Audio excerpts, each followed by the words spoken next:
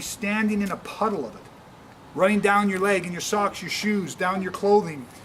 It starts to, even in this scenario, it changes your mindset. Violence destroys. Weaponizing is the counter strategies to violent criminal assault. Hey, I'm Greg LaBeouf, aka The Violence Guy, and I'm sharing with you how I went from the victim of a brutal attempted murder to mastering the tool of violence and protecting myself and family, and how you can do the same from the safety and comfort of your own home.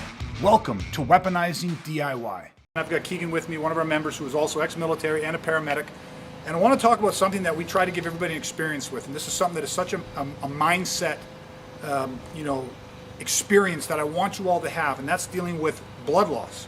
And so right now we have a representation of our blood, and this is approximately 2 liters. And what I want you to know is this: we do it for a couple things. One, in most really bad situations, violence, acts of terror, you can expect to take injuries and to lose blood. And if that happens, we can expect, and I want you to know, that you could lose upwards of approximately 2 liters of blood. This is about 2 liters, which is how many milliliters?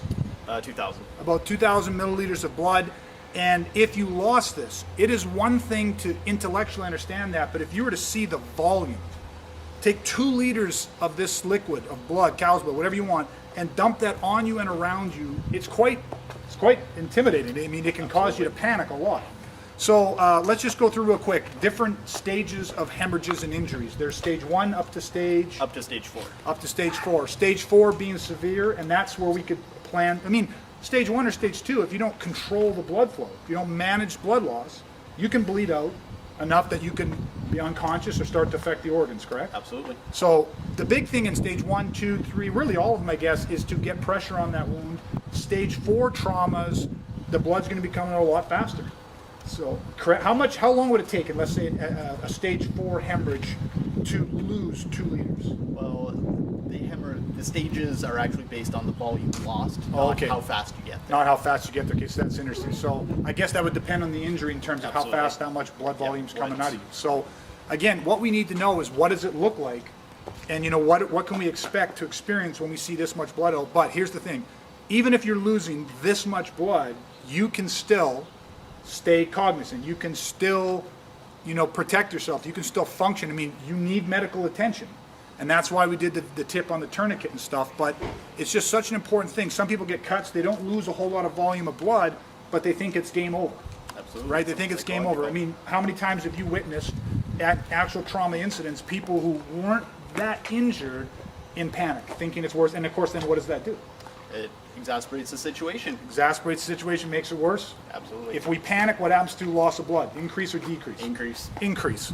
Okay, so let's take a look at what this looks like, everybody. 2 liters, let's say stage 4, and we're just going to hit it somewhere down here, and we just start pouring. Now, if you look at this already, I don't know how dramatic that's coming across on the camera, but me feeling that saturation on my body, feeling the warm, it's heated, so it feels like my blood would. And look at the puddle all around me, but look how soaked my leg is. I'm starting to panic, and I haven't even begun to dent the 2 liters. Best guess, how much volume have I lost right now? Maybe 250? Maybe 250 out of 2,000. Nothing. But then you take hits, you get damaged. And now all of a sudden you start to increase. This is a puddle. What that feels like soaked my leg. The hot, warm liquid down my leg, and now the puddle starts, you start to panic. You start to think you're injured, maybe worse than what you are. All over your hands, your arm, trying to stop that. Now all of a sudden we're at about the 2 liters. And again, what this feels like, to be holding your own body and feel that warm fluid leaking out of your body, be standing in a puddle of it, running down your leg, in your socks, your shoes, down your clothing. It starts to, even in this scenario, it changes your mindset. And this is what our experience needs to be.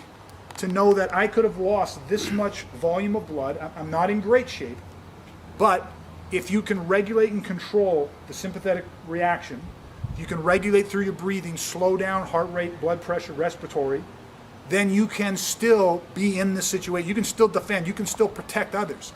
You can be in a position where you can get pressure on that wound, where you can get that tourniquet on, where you can do things that will help save your life and the life of others. You can still be a life-saving force. it's quite the experience. Now with this, one thing I wanted Keegan to definitely talk about is that's, like we said, roughly 2 liters, which is 2,000 milliliters, right? But if we're talking about a child, this is very different. And Keegan, I want you to talk about that real quick. So blood loss and circulating volume is based on size, your mass. So Greg here, he's probably got a good 6 liters in him. Someone like his daughter, which you've seen earlier, a lot smaller. You're dealing with maybe 3.5, 4 liters. So if she loses this volume of blood, it's a lot worse than if Greg loses this amount. Yes. So when we're putting out some numbers, guys, remember, this isn't really about the numbers. You know, this gives everybody a representation of it, but it's the mindset. We've done this in scenarios where you start working with knife drills and you start working with different scenarios. And when you put this into play, when you have somebody in a scenario and you splash on him 2 liters of simulated blood, that changes it. They feel that hot liquid hit their body, their back, their leg, and all of a sudden, I mean, the grip you have on your own weapon or picking something up to defend yourself, or the ability to grab and apply your tourniquet, it changes. It changed, especially when the lighting condition, everything changes. So we wanted everybody to see this, to have an idea, to get your mind ready to be able to absorb damage and still drive on. Just because you're bleeding, just because there's blood loss, doesn't mean it's the end for you. Change the mindset, learn to drive on, and make sure that you're still in the fight. You can still be a life-saving force, yours as well as other people's, and keep pushing forward.